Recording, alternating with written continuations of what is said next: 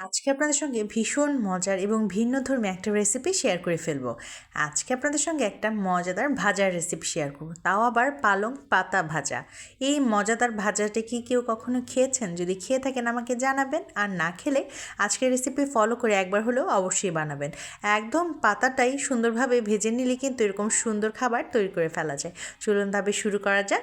তার জন্য প্রথমে আমি এখানে কয়েকটি পাতাকে এভাবে কেটে নিচ্ছি। আমি এখানে কোনো বটা বা ডাটাই নিচ্ছি না, জাস্ট পাতাগুলোই আমি এখানে নিচ্ছি। এখানে মোট আমি 10টার মতো পাতা ইউজ করছি। কয়েকটি পাতা আমি একটুখানি মাঝ বরাবর কেটে নিয়েছিলাম, কারণ এগুলো অনেক বড় ছিল। এবারে পাতাগুলো ধুয়ে পানি ঝরিয়ে দেওয়ার জন্য আমি একটা স্ট্রেনারে রেখে দিয়েছি।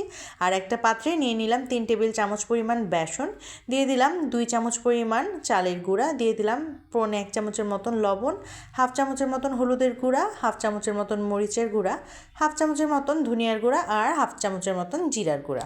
এইবারে সব কিছুকে খুব সুন্দরভাবে মিশিয়ে নিতে হবে। শুকনো উপকরণগুলো মেশানো হয়ে গেলে এই পর্যায়ে অল্প অল্প করে পানি দিয়ে একটা সুন্দর ব্যাটার তৈরি করে নিতে হবে। ব্যাটারটা কিন্তু পাতলা হলে হবে না, মোটামুটি ঘনই হবে, আবার খুব বেশি ঘন বলা যাবে না। মোটামুটি একটা থিক কনসিস্টেন্সি চলে আসলে বুঝতে হবে এটা কিন্তু একদম কমপ্লিট। আর এই মজাদার পাতাগুলোকে ভাজার জন্য এখানে সৌন্দর্য অথবা মজা বাড়ানোর জন্য আমি এখানে অ্যাড করে দিয়েছি 1/2 চামচের মতন আদা বাটা। এবার আবার মিশিয়ে নিব। আপনাদের কাছে যদি আদা বাটা না থাকে তবে সেই ক্ষেত্রে আদা গুঁড়াটাও ইউজ করতে পারেন। এবারে সব কিছুকে আবার মিশিয়ে নিচ্ছি। ভালোভাবে কিন্তু ফেটিয়ে নিতে হবে যেন কোনো ধরনের লাম্পস না থাকে।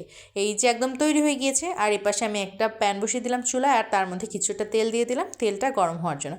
আজকে এই পাতাগুলোকে আমি এই সুন্দর সার্ভিং ডিশটাতে সার্ভ করব। যে কোনো খাবারই সুন্দরভাবে সার্ভ করলে কিন্তু মনটাই ভালো হয়ে যায়। এবারে আরও একটুখানি ব্যাটারটাকে নেড়ে নিলাম, আর এর মধ্যে এবারে পাতাগুলোকে ডুবিয়ে দিতে হবে। ভালোভাবে খেয়াল করলে বুঝতে পারবেন আমি এপাশে ওপাশ করে খুব ভালোভাবে পাতাগুলোর মধ্যে এই ব্যাটারটাকে লাগিয়ে নিচ্ছিলাম। ভালোভাবে লাগালেই কিন্তু পাতার সবটুকুতে খুব সুন্দরভাবে ক্রিস্পিও হবে, তার উপর দেখতেও বেশ ভালো হবে। আর পাতাতে মাঝে মাঝে দেখা যায় ফাঁক ফোকর থেকেই যায়, যেখানে ব্যাটার লাগে না সেক্ষেত্রে দেখা যায় ওই অংশতে মজা একটু মনে হয় কমই লাগে। তবে ব্যাপার না, এই যে উপর থেকে একটুখানি দিয়ে দিবেন তাহলেই হয়ে যাবে। আমি প্রথমে একটা পাতা এখানে দিয়ে দিয়েছি। এক পাশ হয়ে গেলে একটুখানি পরই আবার চেঞ্জ করে দিব অপর পাশটা। এই পাতাগুলো হতে কিন্তু খুব বেশিক্ষণ সময় লাগে না, তাই জন্য আপনাদের হাতে সময় কম থাকলেও কিন্তু ইজিলি এই মজাদার রেসিপিটি তৈরি করে ফেলতে পারবেন। এমনি এমনি তো ভালো লাগেই, ভাতের সঙ্গেও কিন্তু বেশ মজা লাগে।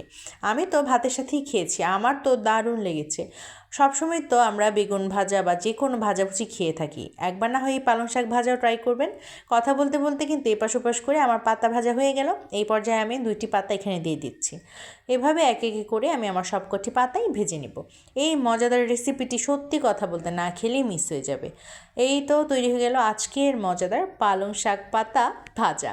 মজাদার এই রেসিপিটি শীতকাল আসলেই বানিয়ে ফেলতে পারেন, আর যেহেতু শীত চলছে তাই জন্য কিন্তু দেরি করবেন না, অবশ্যই এই ভাজাভুজিটি ট্রাই করে ফেলবেন। এরকম সুন্দর একটা খাবার না খেলে কি ভালো লাগে? আমার তো মনে হচ্ছিল আমি যখন খাবো আপনারা কেন খাবেন না, তাই জন্য আপনাদের জন্য শেয়ার করে ফেললাম মজাদার রেসিপিটি। খুবই ক্রিস্পি হয়েছিল আর খেতে তো অসাধারণ। আজকে তবে এই পর্যন্তই। সবাই ভালো থাকবেন, সুস্থ থাকবেন। রেসিপিটি দেখার জন্য অনেক অনেক ধন্যবাদ।